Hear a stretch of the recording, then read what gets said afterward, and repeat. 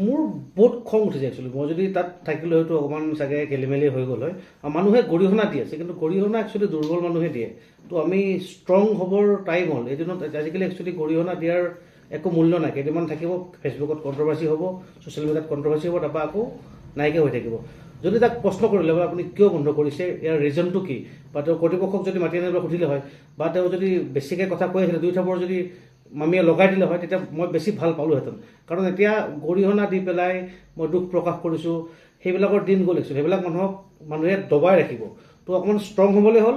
এইবিলাক কাম এই সামাজিক জেগাত যোনে এইবিলাক কাম কৰে, এইবিলাক দালাল হয় একচুৱেলি এজন।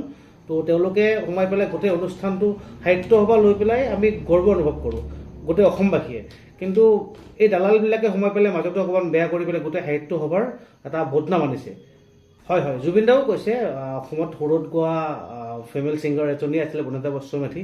তো তেওঁ মোৰ ঘৰৰ ওচৰৰ মোৰ মামী হয়। তো তাৰ কাৰণে মই প্ৰাউড ফিল কৰোঁ। কিন্তু তেনেকুৱা এজন লোকশিল্পীক, কাৰণ লোকশিল্পীবিলাকক আমি বহুত সন্মান কৰিব লাগে। কাৰণ আজিকালি চব মডাৰ্ণৰ যুগ, চবেই মডাৰ্ণ গায়, পপ গায়, হিপ হপ গায়।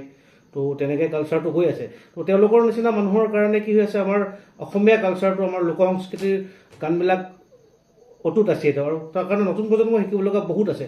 তো তেনেকুৱা শিল্পীক অপমান কৰাৰ কাৰণে একচুৱেলি মোৰ বহুত খং উঠিছে। তো আমি গৰিহণা নিদি পেলাই এইবিলাক ষ্টেপ ল'ব লাগে। একোজন দালাল, এই দালালবিলাকক আমি বহিষ্কাৰ কৰিব লাগে। এই দালালবিলাকক আমি ৰাইজৰ আগত দেখাই দিব লাগে। মই এইখিনিতে অসম সাহিত্য সভাক কৰ্তৃপক্ষক এটাই আহ্বান জনাওঁ, এনেকুৱা মানুহবিলাকক আপোনালোকে একচুৱেলি দায়িত্বভাগ নেক্সট টাইম দিব নালাগে। তো এনেকুৱা কাৰণে সাহিত্য সভাখন এখন বিশাল অনুষ্ঠান, অসমৰ ৰাইজৰ বুকুৰ মাজত আছে অসম সাহিত্য সভা। তো তাৰ কাৰণে এইবিলাক মানুহক থাকিব দিব নালাগে, উলিয়াই দিব লাগে, ৰাইজৰ আগত দিব লাগে। তেওঁতো ক্ষমাটো খোজা নাই এতিয়ালৈকে, নিশ্চয় মই তেনেকুৱা ভিডিঅ' এতিয়ালৈকে পোৱা নাই।